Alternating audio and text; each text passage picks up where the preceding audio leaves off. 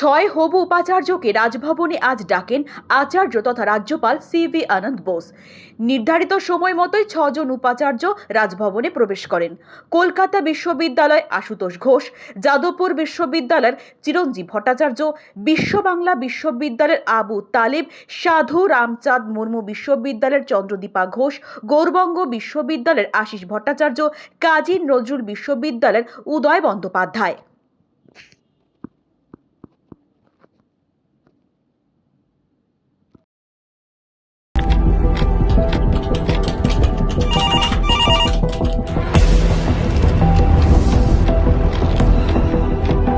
क्या ठीक है, हम लोग अभी आ रहे हैं।